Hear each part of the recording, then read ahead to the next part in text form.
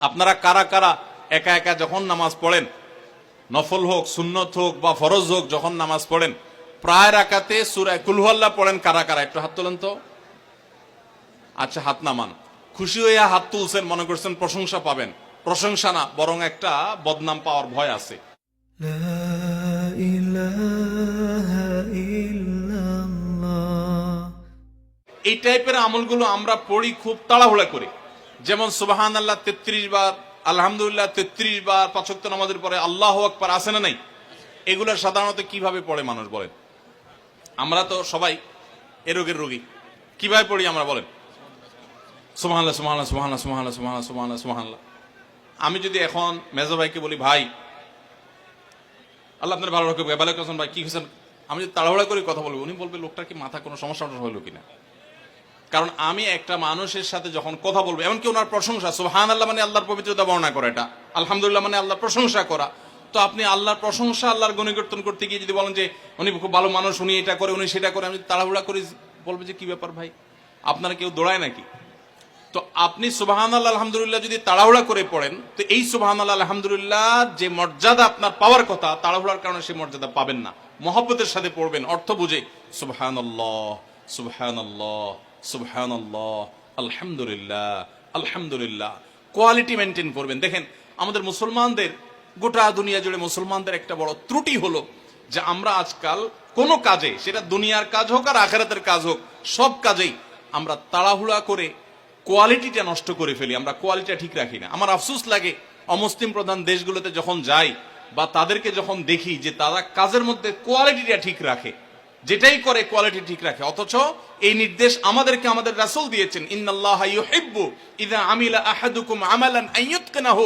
আল্লাহ পছন্দ করেন বান্দা যেই কোনো কাজ করুক, আমালান আই আমালিন, যেই কোনো কাজ করুক, সেটা দুনিয়ার কাজ হোক, সেটা আখিরাতের কাজ হোক, সুদৃঢ়ভাবে করবে, সুন্দরভাবে করবে, উত্তম রূপে করবে। এটা আল্লাহ তাআলা পছন্দ করেন। আর আজকাল আমাদের অবস্থা কি? আমাদের অবস্থা হলো যে আমরা তাড়াহুড়া করি। ভাইরা আমার, এই তাড়াহুড়া করে কোয়ালিটি নষ্ট করা যাবে না। সূরা ইখলাস, এটাকে আমরা সাধারণত কুল হুয়াল্লাহ সূরা বলি, তাই না? ইখলাস মানেটা কি? আমরা যেহেতু এই সূরাগুলো নামাজের মধ্যে সবচেয়ে বেশি পাঠ করি, ঠিক না বেঠিক?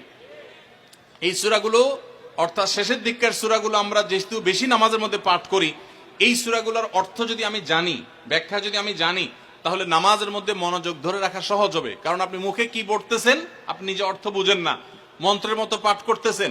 যদিও না বুঝে পড়লেও আপনি সওয়াব পাবেন, কিন্তু না বুঝে পড়লে তো আর এই কোরআনে আল্লাহ কি বলেছে এটা আপনি জানতে পারবেন না।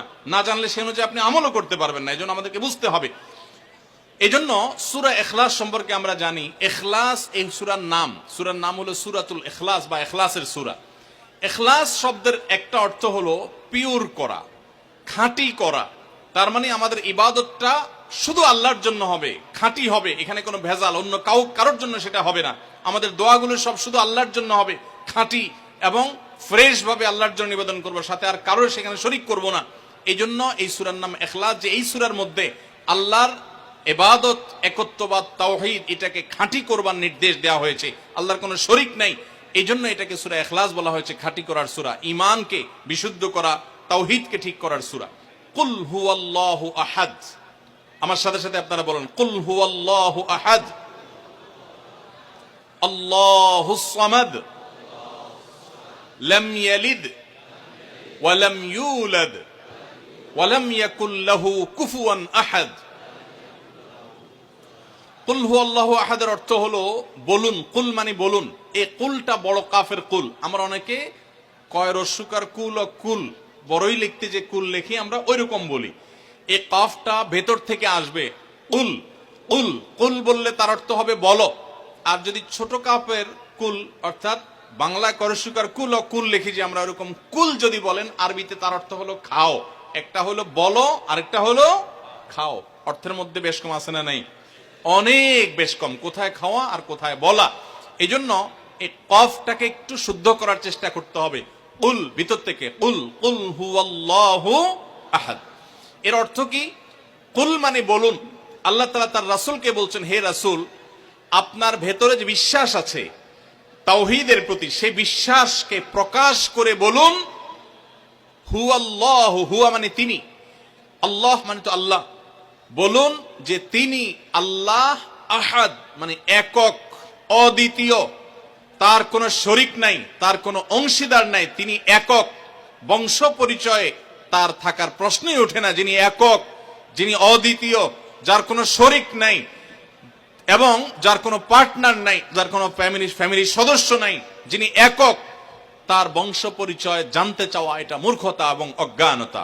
এজন্য আল্লাহ রাব্বুল আলামিন জানিয়েছেন, কুল হুয়াল্লাহু আহাদ, বলে দিন তিনি আল্লাহ যিনি একক, আল্লাহুস সামাদ, আল্লাহ হলেন সমাদ। সমাদ শব্দের অর্থ হলো যে তিনি হলেন সেই মহান সত্তা, সবাই যার কাছে মুখাপেক্ষী, তিনি কারোর কাছে মুখাপেক্ষী নন। সমাদ মানে হলো যিনি অমুখাপেক্ষী, যিনি কারোর মুখাপেক্ষী না। পৃথিবীর সকল সৃষ্টি তার মুখাপেক্ষী, তিনি কারো মুখাপেক্ষী না। যেহেতু তিনি কারো